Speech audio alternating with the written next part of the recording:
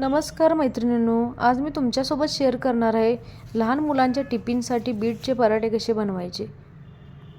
हल्ली मुलांच्या आवडीनिवडी खूपच बदलल्या आहेत. त्यांना सारखं बाहेरचं खायचं असतं. बाहेरचं खाण्यापेक्षा आपणच घरी काहीतरी त्यांना टेस्टी बनवून दिलं तर ते खूपच आवडीनं खातील. लहान मुलांना असं काहीतरी आवडीचं करून दिलं ना, ते बाहेरचं खाण्याचा हट्ट पण करणार नाहीत. चला तर आता आपण रेसिपीला मग सुरुवात करूया.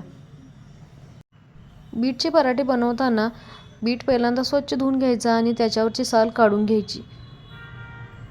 बीट हे प्रोटीनसाठी खूप उपयुक्त आहे, त्यामुळे मुलांच्या खाण्यात सारखं बीट असेल तर त्यांना प्रोटीनयुक्त काहीतरी मिळून जाईल. बीटसोबत मी एक बटाटा देखील घालणार आहे. बटाटा देखील स्वच्छ धुवून त्याच्यावरची साल काढून घ्यायची.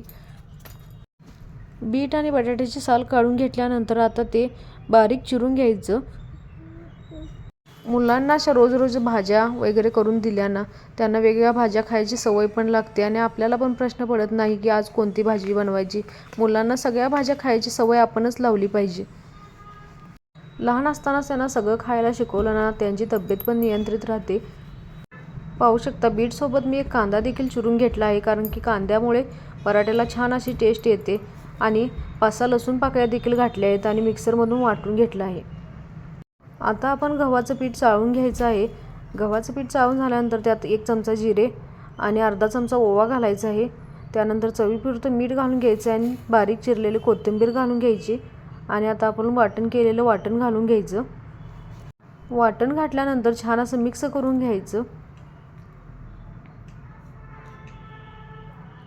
बीटचे पराठे हे रोगप्रतिकारशक्ती वाढवण्यासाठी खूप फायद्याचे आहे. सगळं पीठ छान असं मिक्स करून घ्यायचं आणि पीठ मिक्स झाल्यानंतर आता थोडं पाणी घालून पीठ मळून घ्यायचं.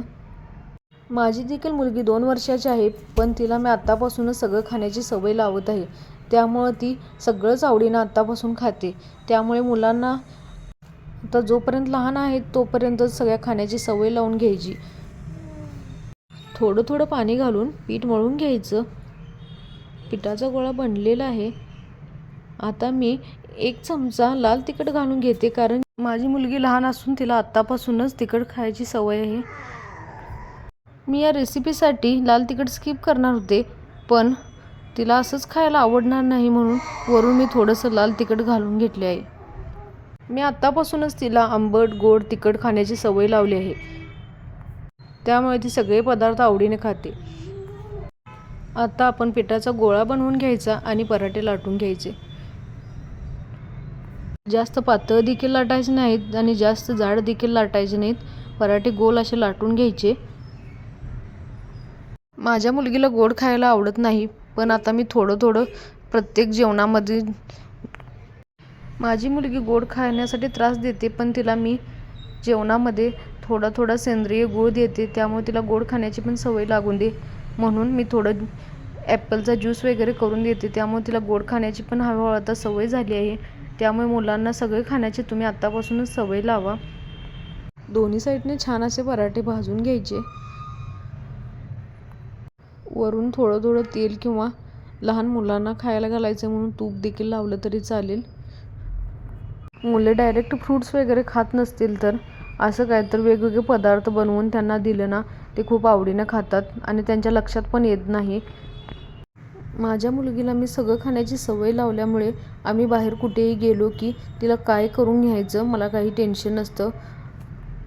आम्ही जिथं कुठं गेलो तिथं पोहे, उपीट किंवा वरण भात मिळालं किंवा काही पण तिखट पदार्थ जरी मिळाला तर ती आवडीनं खाते.